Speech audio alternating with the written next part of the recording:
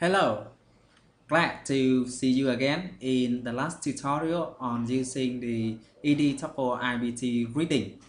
Now, to be honest, I find that reading is the most complicated part, although you don't have to prepare the audio files and the graphic files for creating a reading text, but you are going to work a lot with text and formatting text, and especially in the reading IBT text, there are different types of questions that we need to process. That's why I saved this tutorial until the last part. Now, in order to support you in the developing process of your own text, I have created a folder called support, and in this folder you see a lot of already made XML files. Now, to use the XML file, all you need to do is to copy and paste into the main folder. Then rename the file to reading data. Run the program. See how things go.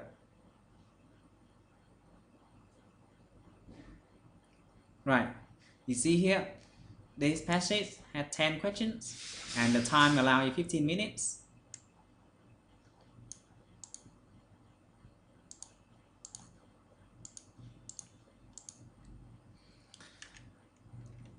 Now, seeing the reading part is different from speaking, writing, and listening.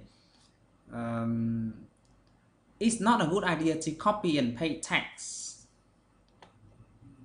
So I have already prepared a reading template file in order to help you develop your own text. Now, for this tutorial only, I'm going to use this template. Now, this is the template for the reading data file we are going to use to develop the demonstration text, and this is the reading sample. Now, let's have a look at a sample of a TOEFLIBT reading text before we actually create one ourselves. So I copy and then rename this to reading data. Now I start my program. Since this is only for demonstration purpose, you see there are only 4 questions. 8 questions represent one time that this application can process. Now, the first question type is a multiple choice questions, and you see here usually one word or phrase is highlighted in the questions, and also that word is highlighted in the reading passage. So in order to create these type of questions, we need to prepare the question text, the 4 choices.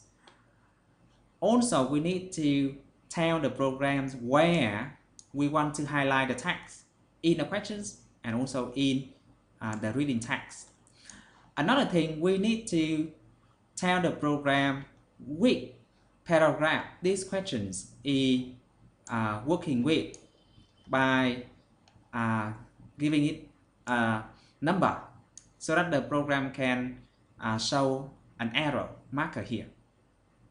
So again, for the multiple choice question type, we need the question type, the 4 choices, the position for highlighting text in the questions, in the text area, and also the paragraph number.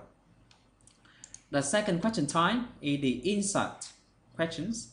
Now, for these questions, the test taker will see 4 squares or 4 black squares in their text or in their reading text area. They have to click on one of them to insert the sentence. So in order to work on this type of question, we need to prepare first thing first the question tag to be sure.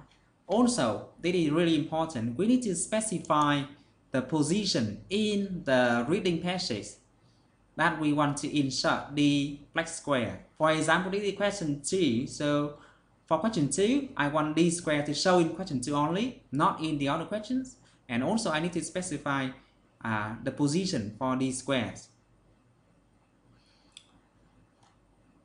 Now, so again, to create the insert question type, we need to prepare the question, the insert sentence, the position for the 4 black squares, and also the answer.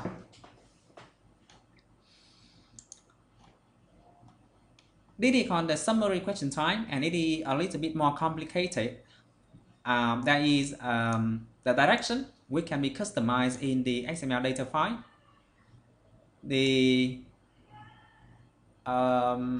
heading, and under the heading there are slots that the student need to drop their answer choices in, and under the slot there are different choices. In order to work on this question type, the student will just click on one choices, drop and drag where they want. It can go in either one of the 2 slots. To choose again, the student just needs to click on it. Now, if you need more help, just click here and you will see the help message. So to create this summary question type, we need to prepare the heading, the direction.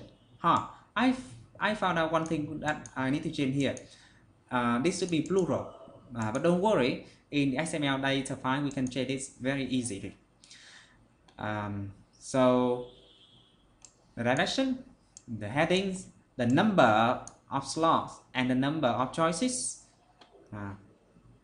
those are things that we need to prepare. For the last question type, this is a table question type, and this is the most complicated thing. I have to tell you the truth, it takes me months to develop this application because it's so complicated, so hard. But anyway, it's here. Now, to create a table question type, first thing first, you need the direction, but usually you don't need to change the direction. But just in case you want to, you can customize it in the XML data file. And then you need to prepare the headings. For the question type, we see 1, 2 headings, and under each heading there are slots. For the first heading there are 3 slots, for the second heading there are 2. And then we need to prepare the answer choices. There are 7 answer choices in these questions. So in terms of technology, this is similar to the summary question type, but it is much more complicated. Right, so those are the 4 question types that we are going to create in this demonstration. When the student finish the test, they can click and see their score.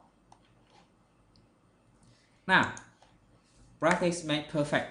Let's practice creating reading text like that. So first thing first, I delete this file.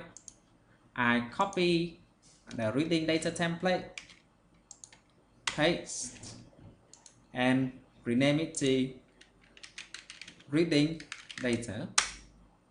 Now I open the template file. Now I can see a lot of places where I need to insert the text in, and I have already prepared a file for practice here.